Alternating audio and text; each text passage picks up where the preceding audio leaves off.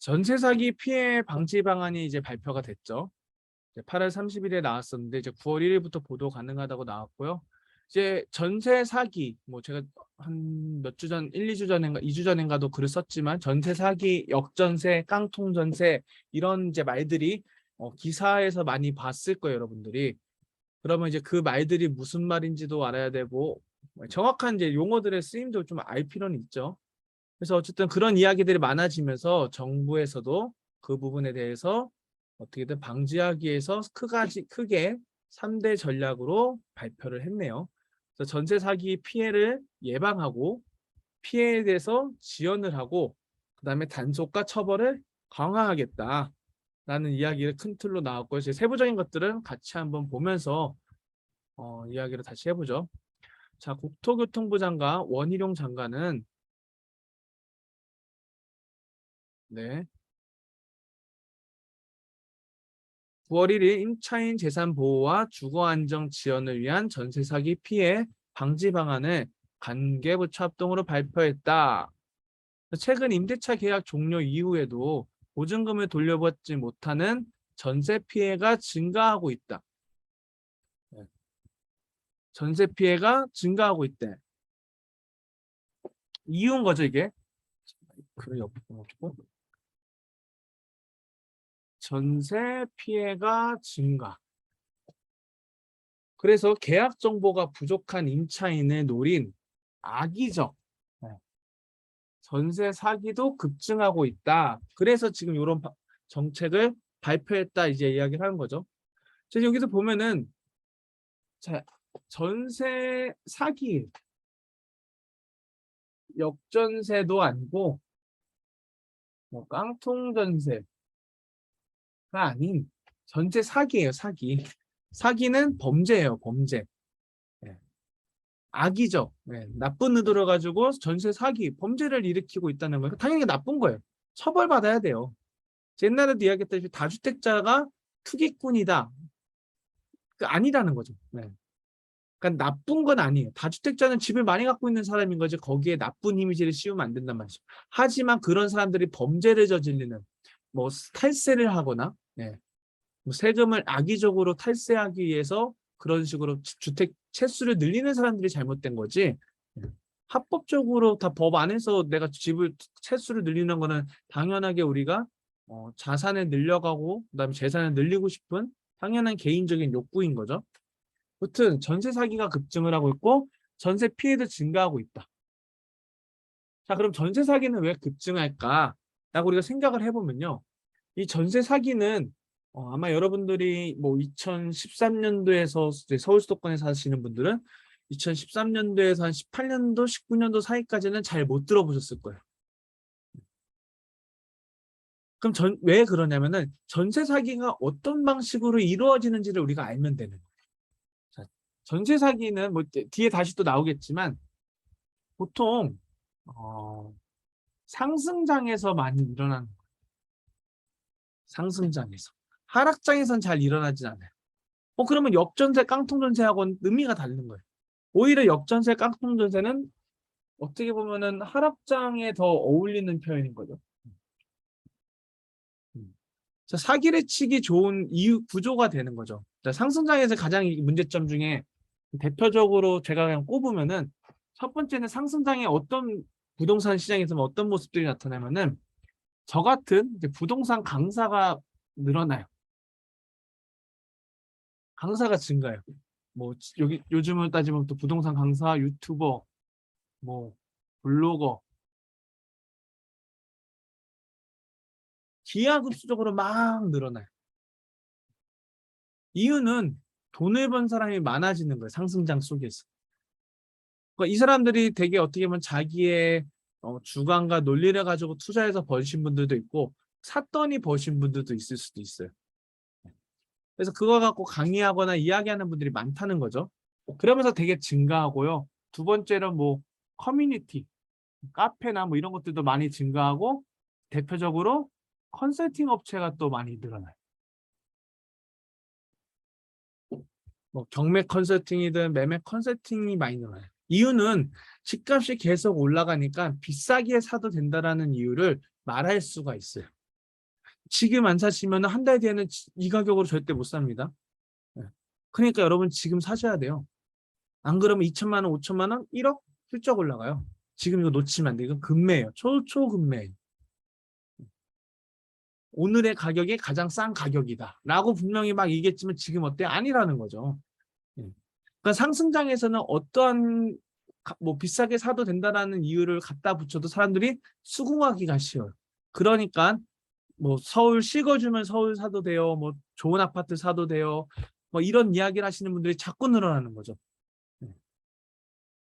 그래서 이런 현상들이 있다. 그러면 제가 왜 이런 모습이 전세 사기에 이야기하느냐? 전세 사기의 구조가 이렇게 펼쳐져요. 대표적으로 제 전세 사기는 가장 많이 일어나는 지금 문제도 빌라예요, 빌라. 근데 빌라인데 어떤 빌라냐? 신축 빌라. 네. 구축 빌라에서 안 일어나요. 보통 잘. 근데 구축 빌라도 그쵸 상승장에서 나타날 수 있죠. 근데 구축 빌라도 나타날 수는 있어요. 그리고 많이 나타날 수 있어요. 올수리 싹 하면 되니까요. 근데 중요한 거는 대부분은 신축 빌라에서 깡통 전세도 약간 신축 빌라에서 많이 나타나고요. 그다음에 전세 사기도 신축 빌라에서 많이 나타나요. 이유는 신축이라는 게 되게 키워드였잖아요. 새 아파트니까 비싸도 돼. 새 아파트니까 전세가가 높아도 돼. 라고 사람들이 그냥 인정해 줬어요. 그러니까 이 빌라는 시세 파악하기가 제가 어렵다고 항상 이야기하잖아요. 시세 파악하기가 어려운데 주변 아파트보다는 당연히 쌀 거잖아요. 근데 아파트의 전세가 매매가 계속 오르니까 구축의 빌라에는 살기는 싫어요. 안만 싸도. 근데 신축은 새 아파트, 새 건물이잖아요. 안에 내부는 새 거잖아요. 뭐 인테리어도 잘 되어 있고 신축 빌라들 가보면요. 아파트 저리 가라로 잘 돼 있죠, 요즘에도. 그러면 사람들이 신혼부부들이 또는 젊은 청년들이 헌집에 살기보다는 대출도 잘 나오는데 그냥 신축 빌라에 사는 게 더 좋아. 왜 신축이니까 당연히 비싸도 괜찮아. 라는 이유로 합리화하다 보니까 그 아파트의 실제 가격은 관심이 없는 거죠. 얘가 원래 분양가가 뭐 3억이니까 그 3억인가 보다 하는 거지 그 3억이 정말 3억인지에 대한 고민을 하지 못한단 말이죠. 그래서 여기서 많이 사고가 나타나는 거죠. 그래서 뭐 전세 사기 검찰 송치 건수도 뭐 늘어난다 했지만 실제적으로 19년에서 20년은 10건 줄었다가 90건 늘어났네. 90건. 급증이라고 쓰기에는 90건이 늘어난 게 급증까지는 아니지만 그냥 급증이라는 표현을 쓰긴 했네요. 제가 봤을 때는 전국에 있는 전세 건수 중에서 전세가 뭐 한 달에 몇 건 일어나 이건 연단이잖아요. 1년에 187건 일어난 거잖아요. 그러면 1년에 못해도 전세가 한 30만 건 계약되지 않을까요? 뭐 2, 30만 건 중에서 200건이면은 몇 프로야? 20만이라 해보죠. 20만 건이라고 했을 때 200건이면은 22,200, 0.1%네요. 0.1%가 발생을 했고 실제 늘어난 거는 0.05% 증가했는데 급증이라는 표현을 쓰긴 했네요. 뭔가 이제 심각한 표현을 쓰기 위한 거죠. 그러니까 팩트로 이게 분석을 해보면 실질적으로 급증한 건 아니죠. 하지만 어쨌든 이런 정책을 쓰려고 한다는 거를 이야기하고 싶은 부분이 더 크다는 생각을 하고요. 전세 피해가 증가해서 지금 여기 보면은 허그 보증 사고에게 이야기를 하고 있죠. 허그는 이제 주택금융공사잖아요. 근데 허그가 이제 우리가 보통 많이 할 때 전세 보증보험 가입을 하잖아요. 그래서 보증보험 사고에 즉 전세 보증보험을 들어줬는데 임차인의 대항력을 잃어버리게 돼서 그러니까 뭐 악의를 가진 사기죠. 전세 사기를 친 물건들 때문에 주택금융공사가 손해를 보는 거예요. 보증사고를. 왜냐면은 임차인의 보증보험은 다 돌려줬어요. 이 보증사고액이 지금 증가하고 있잖아요. 근데 이 증가라는 거는 허그가 주공공이 허그의 손해가 증가하는 거지 실제 이 허그에 가입한 임차인은 손해가 없다. 하나도. 임차인 손해는 없죠. 왜냐하면 보험회사에서 다 돈을 주니까 보증보험을. 결국 허그 나라 돈만 지금 세금만 다 날라가게 생긴 거죠. 이 관리를 잘못해가지고 나라에서. 그런 이제 나라의 곳간이 비어가는데 이제 걱정이 되는 거죠. 그러니까 더 하지 않았나 싶기도 해요. 네. 실제적으로는 허구의 돈이 더 사고액이 더 커진 거죠. 무튼 그렇다. 그래서 뭐 후속 조치로 방지 방안을 마련했고 임차인은 위험성을 올바르게 판단했을 때 뭐 정보 제공 못 받았으니까 우리가 제공을 많이 해주려고 노력할 거고 뭐 그렇다. 이제 그런 이야기 이제 앞에 사전 이야기죠. 이러한 이유로 우리가 지금 공공기관이죠. 허그에서 이렇게 하는데 사고가 너무 난 거예요. 보증보험을. 서민들에게 국민들에게 보증보험을 아니면 전세 대출해줬는데 그리고 아니 보증보험을 가입시켜줬는데 이게 다 잘못 그 계약서를 권리 분석을 잘못해가지고 또는 집주인이 악의적으로 사기를 펼치니까 일일이 건수를 다 확인할 수 없었던 거죠. 그러다 보니 피해액이 너무 커진 거죠. 그러니까 이대로 두면 안 되겠는 거죠. 그래서 이 돈을 막기 위해서 더 한 것 아닐까 싶기도 해요. 그래서 같이 보죠. 이제 피해를 방지하기 위해서 예방 차원인 거죠. 이제 피해 예방하기 위해서 어떻게 할 거냐. 자, 정보 비대칭. 정보가 너무 비대칭하다. 임차인하고 집주인의. 네. 그래서 시장 스스로 이상매물 찾아내는 기능도 부족하고 임차인이 안심하고 계약할 수 있는 법적 안전망도 충분하지 않은 실정이다. 그래서 이거를 강화하려고 하는데요. 그래서 첫 번째 어떻게 한다? 임차인에게 폭넓은 정보가 제공이 됩니다. 그렇죠. 이게 좀 어떻게 될지 모르겠어요. 그래서 먼저 앱을 만드는데요. 자가진단 안심전세 앱을 구축하겠다. 자, 임차인이 전세 계약을 체결할 때 적정한 전세가, 이 적정한 전세가를 어떻게 알죠? 아무튼 임대인의 세금 체납 여부. 이게 약간 좀 저는 문제가 될 것 같아요. 세금 체납 여부. 집주인이 그쵸? 이게 중요한 부분이긴 해요. 하지만 그 개인 정보를 막 까는 거잖아요. 이게 쉬운 일인가? 네. 이것도 임대인과 임차인의 다툼에 계속 늘어나지 않을까 좀 싶기도 하고요. 그러니까 매수하고 매도할 때 좀 문제점이 있는데요. 실제적으로 세금의 체납 여부가 로 인해서 돈을 완전 못 받게 되는 경우는 많지는 않을 텐데. 그렇죠. 무튼 그래서 정보 비대칭 상황에서 전세 사기 위험은 높아지는데 현대 임차인이 위험 거래를 판단할 수 있는 정보가 여러 곳에 선재되어 있고 신축 빌라. 이게 이제 문제인 거죠. 신축 빌라. 네. 이게 전세 사기의 주범이에요. 네. 신축 빌라하고 뭐 신축 오피스텔. 공통점은 뭐예요? 신축이다. 그 다음에 신축처럼 올수리해 놓은 빌라들. 그래서 예전에는 막 그런 게 되게 많았어요. 화곡동에 이제 빌라가 많잖아요. 화곡동 같은데 은평구라든가 서울에. 그럼 화곡동에 빌라들이 많으면은 신축 빌라가 되게 많았기도 했고요. 그러면은 또는 뭐 구축 빌라를 사가지고 너무 오래되지 않은 빌라 내부를 싹 수리를 해요. 그러니까 예를 들어서 1억 5천에 사서 이제 업자들이 인테리어 업자들이 1억 5천에 빌라를 사요. 그래서 본인들이 직접 수리를 다 하니까 뭐 1,000만 원 아래로 싹 다 하는데 1,000만 원이 다 드는 거예요. 그럼 1억 5천에 사서 1,000만 원 수리하면 1억 6천 되면 실제 그 근처에 완전 신축가 1억 7, 8천에 파는 거예요. 그래서 천뛰기 뭐 이런 표현도 많이 썼거든요. 왜냐면 새 거니까. 주변에 새 거니까. 근데 그거는 인테리어 업자들이 자기의 능력인 수리 능력을 가지고 시세보다 저렴하게 수리를 해서 시세에 판 거잖아요. 그런 경우를 많이 했죠. 근데 이제 문제가 되는 경우는 신축 빌라나 오피스텔은 이제 뒤에도 나오지만 감정가라는 게 고무줄이에요. 제가 이제 오피스텔과 빌라의 항상 공통점은 대출. 네, 대출을 받아야 되는 상품이고 대출을 받아야 되다 보니까 매수 가격, 산 가격이 높으면 높을수록 좋아요. 대출이 많이 나오니까. 그래서 감정가를 주변 시세보다 높게 해도 상관이 없어요. 왜? 신축이니까, 새 거니까. 그렇게 해서 이제 되다 보니 그럼 실제 이 동네 시세 한 뭐 15평짜리의 동네 시세 15평 방 3개 화장실 2개짜리의 뭐 20평이라고 하죠. 20평짜리 시세가 이 동네 3억이었는데 분양은 뭐 3억 5천 4억이어도 상관이 없는 거죠. 4억에 놨으니까 그 매매 가격은 4억이에요. 분양가가. 근데 전세는 3억 5천이래. 그러면 뭐 분양가 대비해서 3억 5천이면 5천만 원 정도 차이가 나니까 뭐 되게 높은 전세가율이라 생각도 안 하겠죠.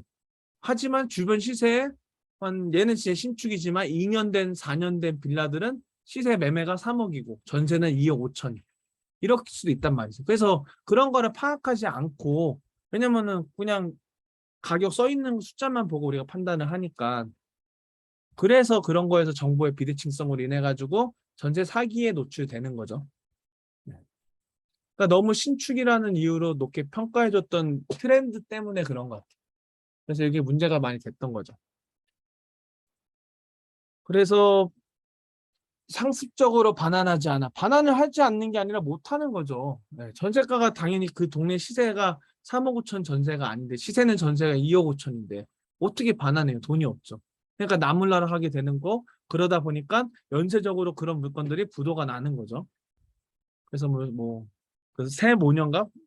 모녀 두 명이었나? 세 모녀였나? 아무튼 최근에도 300채 가까이였나? 아무튼 사기를 쳐가지고 사람들이 많이 피해를 봤죠. 상승장이기 때문에 신축은 비싸도 된다는 이유 때문에 이런 사기가 좀 일어났던 것 같고요. 네. 그래서 전세계약 시 임차인이 확인해야 주요 정보들을 모아서 한눈에 확인할 수 있도록 자가진단 안심전세 어플 가칭이죠. 내년 1월에 출시할 예정이라는 거죠. 그러면 이제 뭐 기본적인 정보들을 제공하는 건 좋은데요. 뭐 적정 전세가 매매가 수준도 이제 이거는 뭐 어떻게 정보가 할지 모르겠지만 뭐 공인중개사 통해서 입력을 하라고 할 수도 있을 것 같고요. 뭐 지금은 뭐 공인중개사가 중개하지 않았나요? 그래서 뭐 중요한 포인트는 아니라 생각하고 자, 악성 임대인 명단. 이 악성 임대인 명단은 어떻게 할 거죠? 네. 악성 임대인이라는 것도 어떻게 정의를 내릴 건지 또는 이제 막 이런 게 약간 개인정보보호법에도 약간 좀 문제가 되지 않을까 싶어요. 그러니까 이게 밝히는 게 좋은 거는 자명한 것 같아. 사실인 것 같아. 다른 사람이 피해를 보지 않기 위해서. 근데 이제 예전에도 지금은 제가 어떻게 되는지 모르겠지만 뭐 성폭력 그런 처벌본 받은 그런 범인들을 그거를 이 동네에 왔을 경우 부모들이 두려워하기 때문에 알려야 된다라는 이야기가 있었지만 또 개인정보 그것 보호 차원에서 또 그것도 함부로 못했잖아요. 근데 이거 이렇게 하면은 또 분명히 부딪히는 일들이 생길 거라 저는 생각이 좀 들긴 하거든요. 개인정보잖아요. 이 사람이 뭐 악의적으로 했는지 아는지도 정확하게 분별이 안 될 수도 있고. 하지만 범죄를 하는 사람들의 명단은 공개되는 거는 그리고 그 경각심을 주변 사람들에게 알리는 건 좋지만 그 기준점이 모호하다는 거죠. 의도적으로 한 건지 아니면 정말로 돈이 없거나 아니면 어떤 상황적인 때문에 못했는데 명단에 올라가서 다른 것들까지 연쇄적으로 문제가 일으킬 수도 있는 거잖아요. 그다음에 또 보면 임대보증 가입 여부 이런 것들로 봐서는 제가 봤을 때는 이 어플 자체가 그냥 모든 전세에 해당이 되기에는 너무 단기간에 하기에는 좀 어려울 수도 있을 것 같기도 하고요. 주택임대 사업자, 지금 현재도 주택임대 사업자는 보증보험을 가입을 해야 돼요.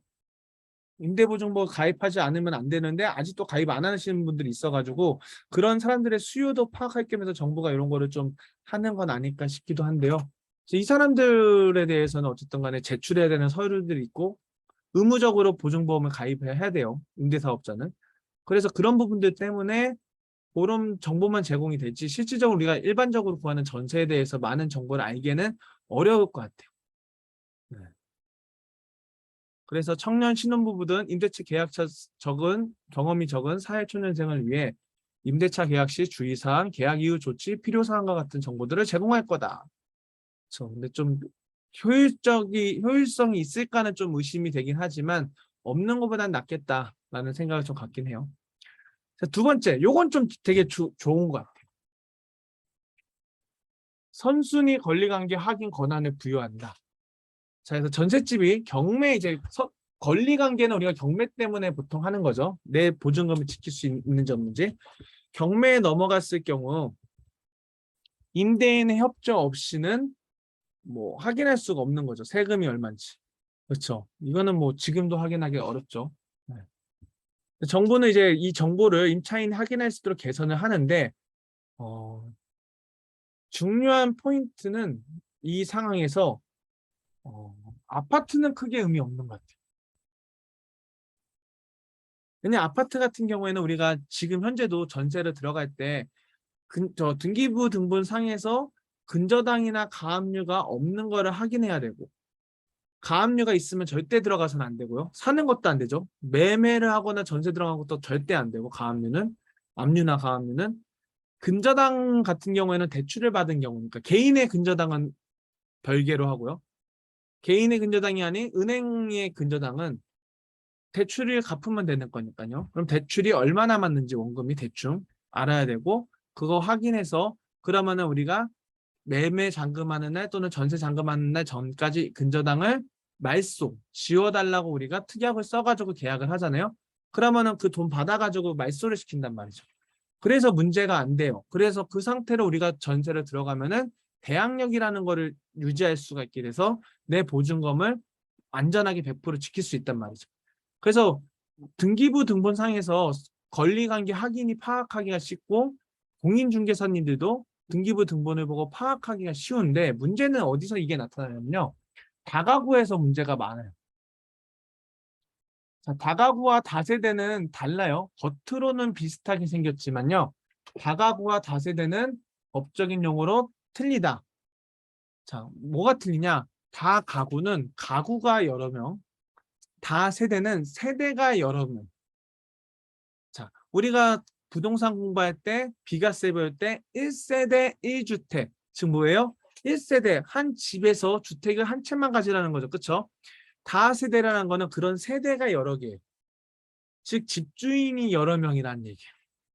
다 가구는 집은 하나인데요. 할아버지 가구, 부모님 가구, 우리 가구 세 가구가 사는 거예요. 한 지붕 세 가족. 우리 만수는요 한 지붕 세 가족 기억하시나요? 젊으신 분들은 모를 수 있지만 다가구 한 지붕 아래 가구가 여러 가구라는 거예요. 즉 집주인은 한 명이 다세대는 집주인이 여러 명이야. 그래서 보통 다세대 겉은 빌라처럼 생겼어요. 둘 다 똑같 빌라처럼 생겼지만 법적인 용어 빼고 뭐 660제곱미터가 이하여야 되고 뭐 3층은 뭐 넘지 않아야 되고 이런 용어들 있지만 그거는 기억하지 않아도 돼요. 우리가 뭐 법적으로 알 필요 없죠. 자 그러면은 겉은 빌라여서 똑같지만 그 등기부 등본을 떼어 보았을 때 다세대 주택은 즉 빌라들은 보통 101호 주인 따로 나오고 102호 주인 따로 201호 주인 따로 202호 주인 따로 301호 주인 302호 주인이 다 따로따로 집주인이 있어요. 근데 다가구는 그냥 번지수 써 있고 1층, 2층, 3층 뭐 이렇게 써 있어요. 즉 집주인이 그냥 한 명이에요. 건물 주인이 하나. 그러다 보니까 다세대는 그냥 그 집에 있는 근저당만 확인하면 되는데 다 가구는 집 한 집에 뭐 열 가구가 사는 거예요. 뭐 4층까지 이렇게 있다, 뭐 이렇게 3층까지 이렇게 있으면 또 원룸 같은 경우에는 뭐 열 몇 세대, 뭐 15가구 이렇게도 살잖아요. 근데 각각의 보증금이 얼마 들어가 있는지를 알 수가 없는 거예요. 101호는 월세가 얼마인지 102호는 전세라는데 전세 얼마 사는지를 모르는 거예요. 부동산에 가서 계약하려는데 몰라요. 안 알려줘요. 잘. 그러니까 나보다 내가 순위가 얘네들에 비해서 빠른지 늦은지 아니면은 이 집에 담보로 잡혀 있는 근저당이라든가 다가구 건물의 가격이 얼마라고 예상되는데 여기에 있는 보증금을 다 합했을 때 얼마가 되는지를 알 수가 없는 거야. 그래서 그러다 보니까 이런 관계에서 선순위 관계에서 문제가 생겨서 내가 대항력을 잃거나 보증금을 못 받는 경우들이 생겨요. 근데 요게 이제 확인 권한이 부여가 된다면은 어, 전세 얼마에 들었는지를 다 공개해줘야 되는 거죠. 뭐 임차인이 계약 이전에 임대인의 체납 사실이나 뭐 선순위 보증금, 너네 집 말고 다른 가구들에 들어가 있는 보증금이 월세가 뭐 2천에 50인치, 1억짜리 이 5천만 원, 7천만 원 이렇게 들어가 있는 것들을 알려줘서 걔네들이 언제 들어왔으니까 아 나는 순위가 몇 번째가 되겠네. 아 그러면 이 다가구 건물의 가격은 5억인데 다 합쳐봤을 때 내가 들어가는 이 돈은 혹시나 경매 넘어가면은 못 받을 수도 있겠네. 그러면 이 집에는 계약을 하면 안 되겠네. 이런 판단들을 할 수 있게끔 이걸 알려줘야 되는데 요청을 해도 안 알려준단 말이죠. 아, 들어오기 싫으면 들어오지 말라는 거죠. 네. 근데 이제 임대인이 의무적으로 제공하도록 한다. 요거는 저는 좀 되게 좋은 것 같아요. 임차 입장에서. 근데 아파트는 크게 의미는 없을 수 있고 뭐 모르는 것보다 아는 건 좋지만 아파트 같은 경우에 뭐 선순위 보증금이 있을 수가 없죠. 내가 나 혼자 사는 집이니까요. 그래서 중요하지 않지만 체납 사실을 요구하는 거는 중요하지만 이제 문제는 아까 말했다시피 이제 임대인의 너 세금도 안 내는 사람이야? 라는 거를 밝혀야 되잖아, 임대인이요. 만약에 예를 들어서 그냥 뭐 주민세를 안 냈다거나 아니면은 주민세 10,000원은 안 냈어요. 아니면 뭐 교통 뭐 범칙금을 위반했다거나 뭐 이런 작은 세금들까지도 뭐 밝혀질 수도 있잖아요. 이 창피하잖아요, 약간 괜히. 네, 안 내시는 분들 가끔 있잖아요. 그냥 버티시는 분들 뭐 차 한 차 팔 때까지 버티시는 분들 가태료 안 내고. 아무튼 그런 사실들을 밝히기 싫을 수도 있는데 그걸 요구하다 보면은 외국은 그래요. 외국 뭐 일부 외국 선진국들 중에서는 월세 임차인 구할 때 뭐 서류를 받아요. 직업은 뭔지. 네, 그래서 직장이 변변치 않으면 임차인 안 받아요. 네. 우리 집에서 훼손시키면 어떡해요? 그러니까 임차인이 나가는데도 되게 강한 법을 갖고 있기 때문에 임대차 3법처럼 뽑을 때도 집주인이 신중하게 너 세금 납부 잘하고 있는지, 네 월급 급여가 어떤지, 뭐 그다음에 너네 가족 사진 있으면 가족 사진 보내라 그래서 화목한 가정인지 아닌지 이런 것들도 확인하기도 하거든요. 그러니까 이런 식으로 자꾸 뭔가 되게 불편하게 만들어져 가는 것 같아. 임대인과 임차인을 자꾸 서로 적대 관계로 만드는 거는 이제 세금 미납한 거를 알리는 거. 근데 이게 중요하기도 한데 이게 약간 좀 뭐 약간 음, 문제적인 요소가 임대차 3법처럼 임대인과 임차인의 싸움으로 서로 안 하니 하니 덜어서 하니 뭐 이런 일들이 일어나지 않을까 싶기도 하네요. 무튼 개선하려고 노력한대요. 그렇다. 그래서 이렇게 해서 임차인에게 선순위 관리 관계를 뭐 세금 미납 국세 지방세 요거는 제가 지난번에 얘기했지만 우리가 집을 급매로 살 경우에는 엄청 싸게 살 때는 꼭 국세 지방세 완납 증명서를 반드시 요구하라 그랬죠. 네. 근데 기분 나쁘지 않게 왜냐면은 의무는 아니니까. 근데 이 사람이 세금이 미납됐으면은 내가 산 거보다 세금이 부여된 날짜가 빠르기 때문에 내가 집을 사놓고도 돈을 다 날릴 수가 있는 상황이 벌어질 수 있죠. 그래서 국세 지방세 완납 증명서를 요구하라. 매매에서는. 근데 이제 전세까지 이렇게 내려간다면은 뭐 좋은 거긴 하지만 또 집주인 입장에서 내가 내 집 갖고 이렇게 해주는데 뭔가 나의 세금 낸 거를 왜 너한테 하려고 너도 내. 뭐 이런 식이 될 수 있지 않을까요? 니도 지금 국세 지방세 완납 증명서를 내. 너 월세를 잘 낸지 아닌지 나도 판단해야지. 뭐 이제 이런 식으로 서로만 이렇게 되지 않을까. 네, 그런 식으로 자꾸 뭔가 들어가지 않을까 싶네요. 그래서 뭐 임대차 표준 계약서에도 반영해서 저거를 확인하게끔 공인중개사한테 시키겠다 이 얘기인 거죠. 공인중개사에게.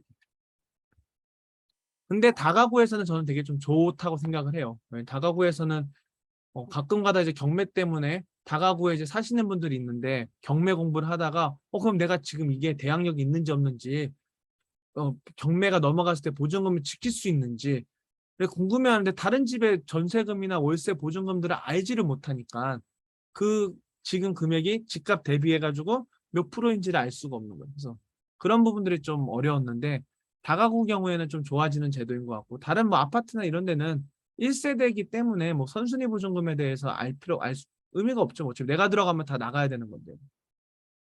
자, 두 번째로는 이제 임대 사업자 관리를 강화하겠다. 그러니까 임대 사업자죠. 우리가 임대 사업자 제가 지금 크게 혜택이 없다 그랬죠. 그래서 저도 안 하고 있고. 그래서 등록한 임대사업자는 지금 임대보증금 가입이 작년 8월부터 의무화가 됐는데 여전히 가입하지 않은 임대사업자가 지금 101호 101명, 101호니까 101명은 아니겠죠. 여러 채 갖고 있는 사람도 있으니까요. 101호는 미가입 사례가 적발돼서 과태료를 부과하려고 한다. 그 얘기인 거죠. 하겠다. 나 공인중개사를 통해서 시장 감시 기능을 확대하겠다. 자발적으로 신고가 미흡했는데 어떻게 하겠다? 공인중개사야. 너 전세 사기 의심 매물이 발견되면은 신고해. 그럼 포상금 줄게 얼마? 50만 원. 너무 적다. 너무 적다. 의심이잖아요. 그 의심 매물 갖고 신고해서 50만 원 받기 위해서 고객과의 관계를 그 사람이 또 아닐 수도 있는데 어렵지 않을까? 이 50만 원 금액이 너무 적은 것 같아요. 근데 많이 줄 수도 없잖아요. 차라리 전세 계약하면은 수수료 적으면 50 못 받겠지만 뭐 1억 2억대 이상은 50만 원 넘게 1억 정도만 돼도 50 받지 않나요? 0.6 0.5%안 되나? 하여튼 1억 이상이면은 전세 수수료가 더 많이 받겠네. 왜냐면 또 양쪽에서 받잖아요. 집주인한테도 받고 임차인한테 받으니까 더 훨씬 많이 받네요. 네. 그냥 계약하는 게 돈을 더 많이 받겠는데. 아무튼 이런 제도도 만들려고 하는 거 같네요. 그 다음에는 이제 신축 빌라, 아까 같이 문제 주범, 전세 사기의 주범이니까 신축 빌라만 언급하지 아파트 이런 거 언급 안 해요. 그러니까 우리가 자꾸 오해하는 게 전세 사기 하면 아파트에서도 전세 사기가 막 일어난다고 하지만 실제적으로 거의 안 일어나죠. 일어나기가 힘들죠, 보통은. 네. 그러니까 일어나는 경우는 뭐예요? 전세 잔금 치르는 날 집주인이 악의적으로 그날 미리 대출을 실행해서 그날 대출이 실행된 경우에는 약간의 대항력을 잃게 되는 거죠, 임차인. 이제 그거는 사기인 거죠, 악의적으로. 근데 그런 케이스가 거의 드물고 많지는 않고 정말 드문 거죠. 그거는 이제 범죄를 하겠다고 한 거니까요.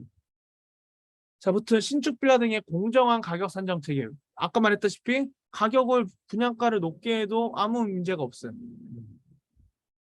그래서 그간 신축 빌라 등 시세를 확인하기 어려운 주택, 신축 빌라, 신축 오피스텔 등은 또는 빌라도 제가 아파트보다 가격 확인이 어려운 게 단점이라 그랬었죠.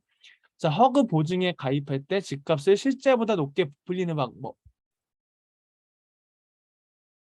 실제보다 높게. 신축이기 때문에 감정가만 놓게 하면 되는 거죠. 감정가. 그래서 깡통 전세 계약을 유도하는 사례가 많았다. 네. 실제 주변에 뭐 2년 된 아파트, 2년 된 빌라, 4년 된 빌라의 시세가 3억인데 분양가를 4억이 분양한 거죠. 그러면은 이제 이게 2년이 지나면은 신축 빌라는 2년 차 빌라가 되고 2년 차 빌라였던 건 4년 차 빌라가 돼요. 그럼 2년이나 4년이나 거기서 다 비슷해요. 네. 그 당신만 신축인 거죠. 빌라는. 아파트도 뭐 그렇게 흘러가지만 아파트는 입지가 중요한 구축으로 갈수록 아파트는 입지가 중요해지지만요. 그래서 감정평가사를 이제가 중요해지는 거죠.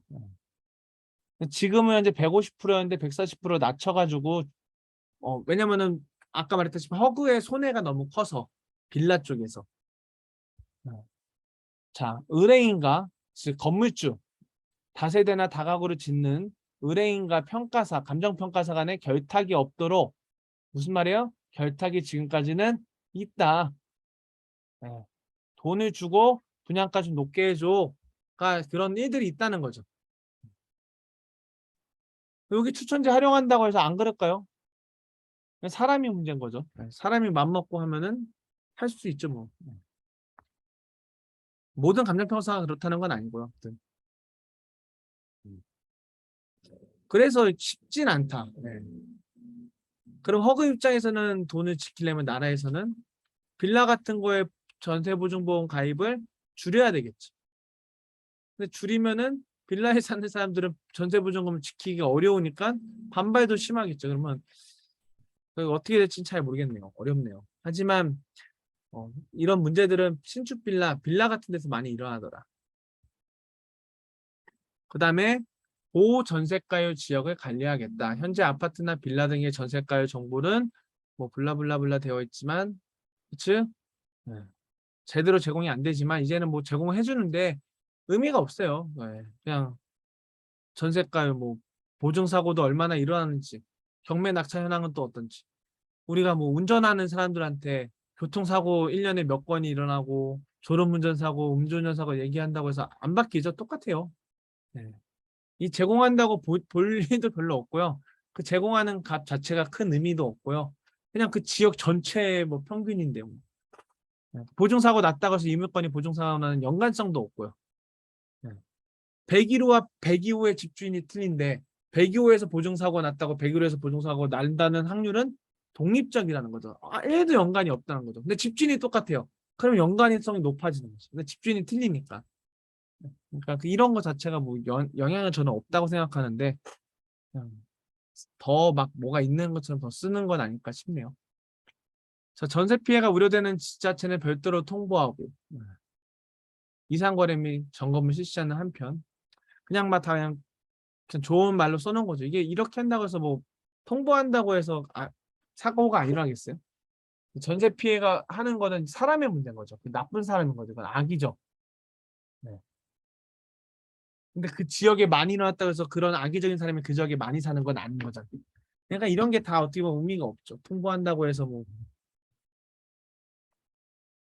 여튼 그렇습니다. 나쁜 사람이 좀 많이 사라져야 되는데 세상이 되게 많이 힘들고 어려워지다 보니까 나쁜 사람도 늘어나는 것 같아요. 자, 임차인의 법적 관리가 강화됩니다. 최우선 변제 금액 상향. 자, 요거는 이제 경매 배우신 분들이 많이 쓰이는데요. 뭐 공부 안 하신 분도 있으니까 최우선으로 너의 돈을 변제 돌려줄게 경매가 진행되면은 그래서 조건들이 있어요. 그래서 뭐 서울은 현재 5천만 원까지, 남일억제권역은 뭐 인천 뭐 수도권 웬만한 지역들은 4,300까지, 그 다음에 가밀억제권역이 아닌 광역시들은 2,300, 그외 지방 뭐 전주시 뭐 강릉시 이런 데는 2천만 원까지. 요게 중요한 거는 월세 세입자예요. 즉 전세 임차인한테는 크게 의미가 없어요. 월세 사는 사람들한테는 중요하죠. 그래서 각 이 해당되는 지역의 최우선 변제 금액만큼이 월세 보증금이 되는 거예요. 왜냐면 월세 보증금을 지킬 수 있는 방법이거든요. 그래서 서울 같은 경우에는 월세가 이제 예전에는 뭐 3,700이었는데 5천으로 올라가서 5천에 얼마까지 나와도 경매에 넘어가도 이 집이 대출, 그러니까 월세는 보통 집에 대출이 있는 상태로 들어간단 말이죠. 그러니까 근저당을 없애지 않고 월세를 들어가요. 그러니까 순위가 밀릴 수밖에 없어요. 무조건. 월세로 들어간다는 것 자체가. 1순위가 될 수가 없어요. 그렇기 때문에 최우선 변제금, 경매가 진행이 돼도 너의 보증금을 다 지킬 수 있는 것 이상으로 보증금을 넣지 않아요. 네. 공인중개사도 권하지 않고요. 그래서 이 금액만큼은 지킬 수 있기 때문에 대출이 있어도 괜찮아라고 설득시키는 거죠. 중개를 하는 거고. 근데 이거를 올린다는 얘기는 뭐 어떻게 할지 모르겠지만 결과적으로는 월세 보증금이 늘어날 수 있다. 월세 보증금이. 뭐 지방에서는 이제 뭐 강릉시 가서 3천에 얼마 이러면은 1,000만 원 못 받을 수도 있어요. 그러니까 2천에 얼마로 들어가야 되는 거 무조건. 뭐 예를 들어서 또 뭐 부산광역시 대구광역시 가서 2,300 광역시는 2,300인데 3천에 얼마 하면은 700만 원 못 받을 수 있어 경매 넘어가면. 그러니까 2,300이 얼마 이렇게까지 해야 돼 최대. 이제 그거가 이제 뭐 올라가는 거 아마 서울은 6천으로 올라가지 않을까 이제 지난번에 언급했었었는데 6천으로 올라가면은 이제 6천에 얼마까지는 보증금 1,000만 원 더 올릴 수 있는 거죠. 이제 월세 보증금이 올라간다는 얘기는 투자자 입장에서는 이제 지금 월세 투자가 활발하진 않지만 투자금이 줄어들게 되는 거죠. 왜냐하면 남의 돈, 즉 보증금이 증가했기 때문에 투자금이 좀 줄어들어서 투자금이 줄어들면은 수익률이 올라가는 효과를 보일 수가 있다. 아무튼 그래서 요거는 올해 4분기 안에 최우선 변제금액 상향을 추진할 계획이다라고 나와 있네요. 아마 서울 6천으로 늘어나지 않을까 싶고요. 요거는 어쨌든 간에 월세 세입자들한테 되게 중요한 문제고 결과적으로 월세 보증금에 영향을 미친다. 자, 임차인의 대항력 보강. 이제 요것도 큰 핵심 문제죠. 자, 임차인의 대항력이 대항력이라는 말은 무슨 말이냐? 력, 힘이에요, 힘. 힘이 있는데 어떤 힘이 있느냐? 대항. 누군가한테 대항할 수 있는 힘이 있는 거예요.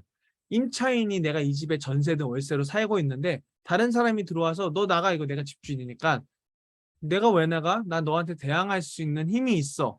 라고 이야기해서 그 사람을 쫓아낼 수가 있어요. 그 사람이 집주인이더라도. 그게 대항력인 거죠. 대항력이 이제 발생되는 게 중요한데 기본적으로 기억해야 될 거는 전입신고한 다음 날 발생한다. 제가 경매 수업 때는 2길 0시 다음 날 0시부터 전입신고 즉 대항력이 발생한다라고 기억을 하면 돼요. 근데 이게 무조건 이게 되는 게 아니라 확정일자랑 빠져야 되는데 일단 그거는 뭐 경매 공부 때 하시면 되고 중요한 거는 이렇게 발생되다 보니까 어떤 일이 일어나느냐 이걸 악용해서 뭐 예를 들어서 오늘이 9월 4일이니까요. 오늘 전세 잔금을 치르기로 했는데 집주인이 몰래 2주 전에 한 8월 15일 강복절에 은행에 가서 대출을 한 거예요. 근데 지금 당연히 집에 아무도 안 살겠죠. 나 혼자 사니까. 그러니까 저 대출 승인이 났어요. 그래서 9월 4일에 대출 받기로 했어요. 이제 그 전에 뭐 전입 세대 연락 떼어봤지만 지금 살고 있는 사람만 타는 거죠. 임차인이 들어올 수가 없으니까 집주인이. 이제 9월 4일에 이제 전세잔금을 오전에 치른 거죠. 그리고 오후에 대출 은행에서 나온 거예요. 그러면은 임차인 입장에서는 미리 그 등기부 등본을 봐도 근저당이 당연히 안 잡혔겠죠. 근저당은 9월 4일 날 접수가 될 거니까. 그러면은 근저당이라는 게 9월 4일에 잡혀요. 권리가. 근데 대항력은 다음 날이어서 9월 5일부터 0시부터 대항력이 생겨요. 0시부터. 그래서 누가 위에요? 임차인보다 근저당인 은행이 위다. 그래서 대항력이 없어서 보증금을 날린다. 근데 여기에 전세보증보험을 가입을 시켜준 거죠. 허그에서. 그러니까 후순위를 밀리면서 보증보험이 손해가 발생이 되더라. 그렇게 된다는 거죠. 그래서 집주인이 임차인의 대항력이 발생하기 전에 주택을 매도하거나 근저당을 설정하는 등의 임차인 보호가 취약해지는 사례가 많았다. 뭐 매도보다는 이제 근저당 설정하면서 문제가 발생한 거죠. 그래서 어떻게 하겠다? 여기 예시도 나와 있네요. 확정일자는 6월 1일에 받았고 계약한 날 받아온 거예요. 그리고 임차인이 이사를 언제 갔냐? 7월 1일 날 가기로 했네요. 전입신고도 1시에 가서 주민센터에 전입신고를 해서 대항력 요건이에요. 대항력이 생긴 건 아니에요. 다음날 효력이 발생한다는 거죠. 7월 2일에 효력이 발생한다는 거죠. 근데 임대인이 대출을 당일 실행하는 게 아니라 보통 적어도 한 2주 전에는 우리가 은행에 신청을 해야 된단 말이죠. 승인이라고 하는 가정들이 있으니까. 근데 이거는 뭐예요? 의도적으로 나쁜 거죠. 전세 들어올 사람한테는 대출 받는 게 없고 자기 마음대로 몰래 한 거잖아요. 근데 이제 사기칠 목적이 다분한 거지. 이건 이제 사기꾼이고 범죄죠, 범죄. 이런 경우는. 그래서 임대인이 딱 7월 1일에 돈이 필요하다, 이 집에. 그래서 그렇게 해서 대출을 실행을 한 거죠. 근데 이 담보대출, 근저당은 당일에 효력이 발생해서 7월 1일 날 은행 근저당이 더 세기 때문에 임차인은 대항력이 없게 되는 거죠. 그래서 정부에서 어떻게 하겠다? 대항력 효력이 발생할 때까지 임대인이 매매나 근저당 설정을 하지 않는 특약을 계약서에 명시하도록 개선하겠다. 이게 되게 문제가 큰 거예요.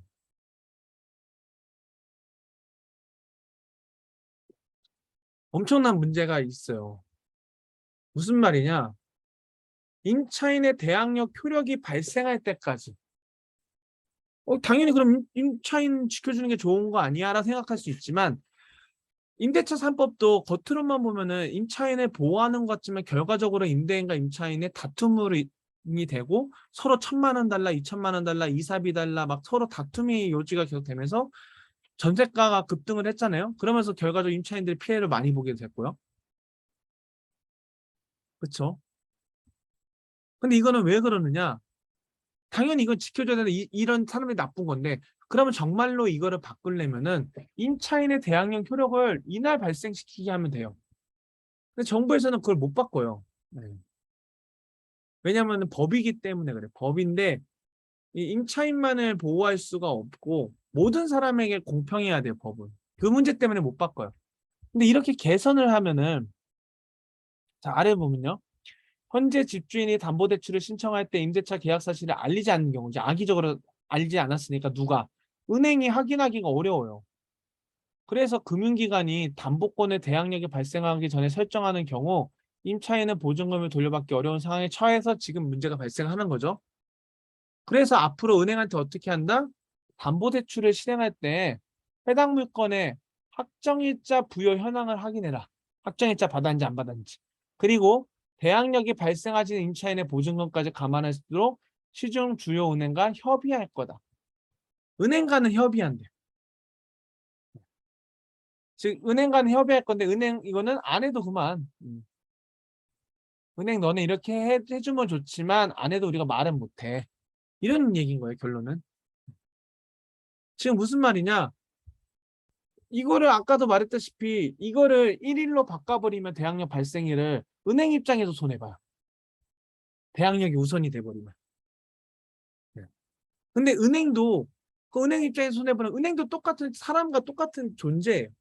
어느 누구도 손해를 보면 안 돼요. 그렇기 때문에 이 은행 입장에서는 이거를 알 수가 없어요. 전입신고가 이런 거를 공공기관이 하는 거를. 그렇기 때문에 대항력이 뒤로 가 있다고 생각이 드는데 이렇게 돼버리면 만약에 7월 1일에 발생시키면은 개인이 은행한테 이기는 거죠. 은행이 돈을 날려야 돼. 그럼 은행은 집주인의 자료만 바꿔서 대출을 해줬는데 아무 문제가 없었는데 갑자기 당일날 세입자가 들어와 버렸네. 그러면은 은행이 손해를 봐요. 전세 대출해준 만큼. 그러면 피해가 발생하잖아요. 그래서 이걸 함부로 못 바꿔요. 그러면 그걸 어떻게 한다? 지금 임대인한테 매매하거나 근저당권 대출을 받거나 하지 않는다는 특약을 쓰라는 거죠. 이렇게 되면 어떤 문제가 발생할 수 있느냐?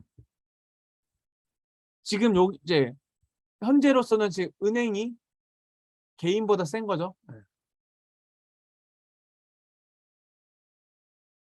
왜냐면 은행한테는 협의한다 그러고 지금 개인, 즉 집주인한테 너네 집주인한테 너 임차인이 대항력 효력 발생할 때까지 전입신고하고 확정일자 받을 때까지 너 집을 팔거나 대출받으면 안 돼. 이 얘기는 만약에 집주인 입장에서 집을 팔고 싶어요. 그러니까 이게 근저당 설정 대출까지 괜찮은데 이 매매가 들어가 버리면 집을 팔고 싶은데 임차인이 나쁜 마음을 먹고 야 너 집 팔려는 그러면 나한테 돈 1,000만 원 줘. 왜 내가 넌 1,000만 원 줘야 돼? 나 확정일자 안 받을 거야. 확정일자 안 받으면 집을 못 팔게 되어 있어. 임차인이 확정일자 안 받으면 집을 못 팔아요. 이건 뭔가 무기로 사용할 수도 있는 거잖아요. 그러니까 이게 뭐 이런 이대로 되지는 않았으면 해요. 뭐 이제 이런 생각들을 하시겠죠. 그러니까 이게 하나에만 놓고서 막 보다 보면은 이런 문제점들이 보일 수가 있는 거죠. 근데 뭐 대출을 하지 않는 거 요거는 나쁘진 않은 것 같은데. 네. 왜냐면 우리가 보통 적어도 투자자들이 전세를 놓을 때 대출을 받지 않는단 말이죠. 그래서 이런 거를 악용할 일이 없죠. 나쁜 의도를 범죄를 저지를 생각하지 않으면은. 그래서 이거는 이거 X가 이거는 괜찮은데 매매를 금지하는 거는 문제가 매매로들이 생길 수는 있지만 극히 발생하지 않고 근데 저게 이제 악의적으로 임차인들이 집주인한테 협박을 할 수 있는 무기로 쓸 수 있는 거죠. 근데 또 임차인 입장에서 확정일자를 안 받으면은 이게 또 확정일자는 대항력과는 무관하긴 해요. 확정일자는 우선 변제권이라는 거랑 관련이 있는데 이거는 이제 경매로 넘어가니까 법적으로 들어가니까 좀 어려울 수는 있지만 네. 경매 책이나 경매 강의에서 들으시면 될 것 같고 대항력은 실제적으로 전입값만 관련이 있기 때문에 임차인이 악의적인 마음으로 확정일자를 받지 않고서 집주인을 핸들링할 수도 있다는 거죠. 그래서 문제가 될 수 있기 때문에 요거는 좀 약간 저는 좀 우려스럽다고 생각이 들어요. 어떻게 할지는 모르겠지만 임차인들이 뭐 이 사실을 모를 수도 있고요. 하지만 그거 갖고 집주인을 힘들면은 집주인 입장에서는 억울하죠. 예.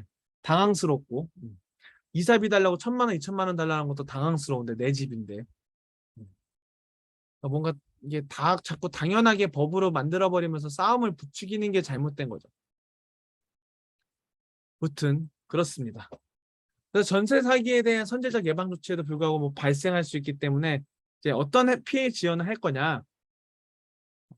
그래서 뭘 할 거냐. 무슨 센터를 만들어 가지고 도움을 주겠다. 네, 안내 뭐 하겠다 이 얘기고요.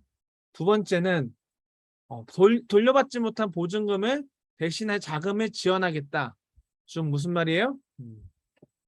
어, 돈을 사기당한 사람한테는 피해 임차인의 대상으로 1%대 초저리 대출을 해주겠다. 살 집을 할 수 있게끔 대출해 주는데 한도는 1억 6천까지 해준다네요.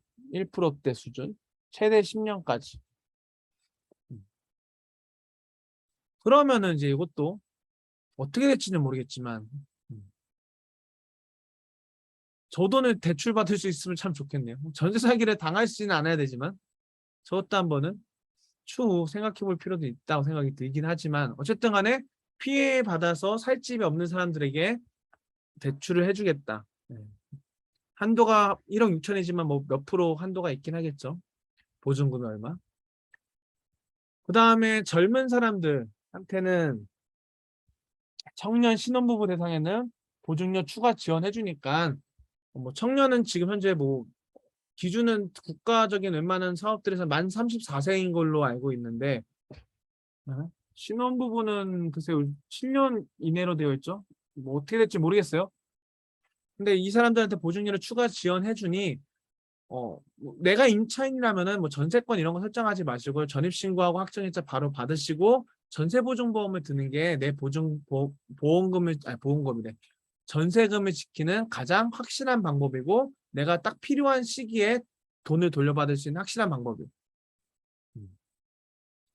집주인들이 역전세로 돈을 못 돌려주는 거는 악의적인 분들은 극소수고 전세가가 떨어졌는데 돈이 없으니까 못 돌려주는 거예요. 그래서 뭐 집을 팔라고도 할 수도 있고 전세를 다시 마치려고 할 수 있지만 상황을 잘못 판단해서 못하는 경우도 있기도 하거든요. 근데 그 사람들이 악의적으로 안 돌려주는 건 아닌 분들이 대부분이다 보니까 그래서 근데 내가 정말로 어디 아파트 입주해야 돼.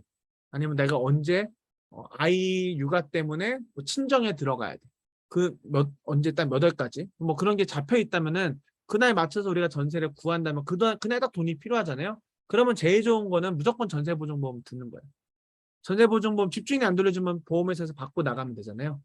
근데 집주인은 보통은 그 나가는 시기에 새로운 전세입자를 구해서 그 둘이 이사 날짜를 조정해서 그날 돈 받아가지고 나가는 분한테 다 돈을 주잖아요.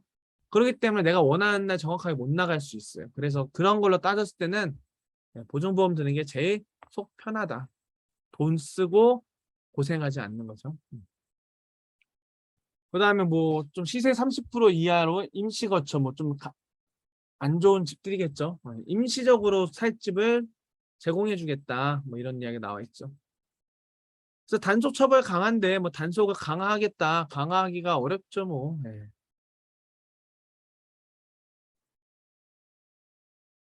무튼 강화하겠다. 네, 그 얘기 나온 거고요. 뭐 처벌하겠다 엄중히 항상 할 수 있는 이야기죠 뭐. 음,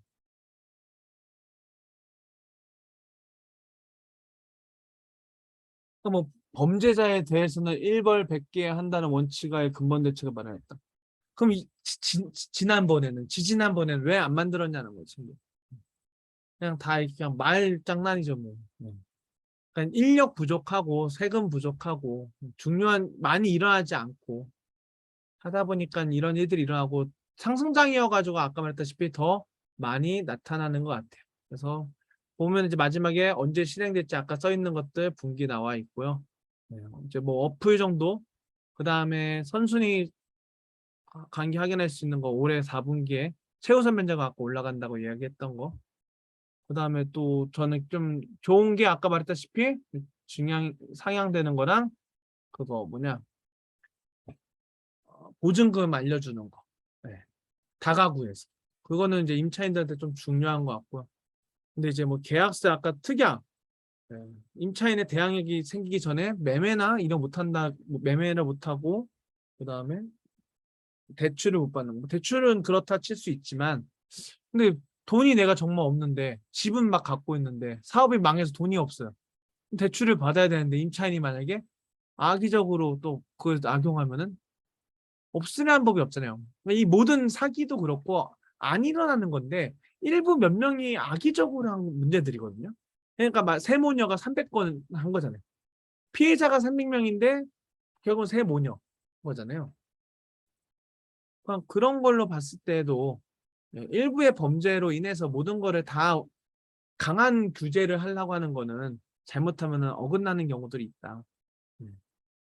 이번 정부도 좀 잘 파악해서 이런 것들을 뭐 유튜브를 통해서든 어디서든 좀 들을겠죠. 관심 갖고 보시니까 이런 일들에 대해서 한번 좀 경각심을 가지고 왜냐면 임대차 3법 때문에도 전세가가 이렇게 급등하면서 집값이 한 번 더 진작에 떨어졌어야 되는데 저는 올랐다고 생각을 하는 주의니까요. 그러면서 제가 올해 초에도 이야기했었잖아요. 많은 전문가들과 대부분의 사람들이 뭐라 그랬었나요? 임대차 3법이 올해 8월 하반기에 이제 그 갱신 기간이 끝나니까 다시 한번 전셋값이 폭등할 거다라는 이야기를 많이 했잖아요. 근데 그때 제가 뭐라 그랬어요? 저는 안 할 수 있다. 안 할 거다. 왜? 그 올려준 값을 내줄 사람이 드물어요. 우리가 그렇게 돈이 다 많지가 않아요. 1분만 그렇게 높여줬던 게 지금 다 갱신이 되면은 당연히 이걸 다시 올리면은 못 내요. 그럼 지역이 밀려나거나 해야 되는데 갱신한 물건들이 많았기 때문에 전세 물건도 같이 늘어나면서 전세가가 다시 밀릴 거라고 이제 이야기했는데 뭐 그런 방향으로 흘러가고 있지 않나 싶어요. 그러니까 이게 항상 전문가들이 정말 대부분의 전문가가 그렇게 아마 얘기했던 걸 여러분이 기억하실지 모르겠고 제가 분명히 예, 임대차 3법 때문에 전세가가 올라가서 서울 수도권이 올라갈 수도 있지만 저는 그렇게 생각하지 않는다. 이유는 너무 비싸다 전세가가. 집값도 너무 비싸다. 그리고 그 갱신 아래로 차이가 이렇게 갈라졌는데 이 사람들이 이 비싼 가격을 내줄 수는 없다. 능력이 안 된다. 그러면은 집주인들은 이걸 받고 싶어 하는데 그런 집이 여러 채다 보니까 당연히 살 수 있는 사람이 없는데 그러면 경쟁을 하게 되고 그러면서 전세가는 밀릴 거고 그거와 함께 집값 매매가도 밀려나갈 거다라고 이야기했죠. 근데 지금 그런 모습으로 흘러가고 있는 건 아닐까라고 생각합니다. 그래서 너무 전문가들의 이야기에 너무 귀 기울이는 건 좋은데 항상 판단하셔야 돼요. 제가 하는 이야기도 판단하고 그래서 여러분만의 주장 근거를 만들어 가셔야 돼요. 그래야지 여러분들이 어떤 일들이 일어났을 때마다 여러분의 주장을 갖고 바라볼 수 있는 눈이 키워지지 저 사람이 말했으니까 저 사람이 맞는 말 같아라고 무조건 생각해버리고 맹목적으로 믿다 보면은 중요한 시기에 오판하는 경우들이 생길 수가 있다 생각해요. 항상 사람은 모든 거를 다 맞출 수 없다라는 전제 조건을 잊지 않으시길 바라고요. 자, 그래서 뭐 보증보험 요 이야기는 여기까지 해서 마치도록 하고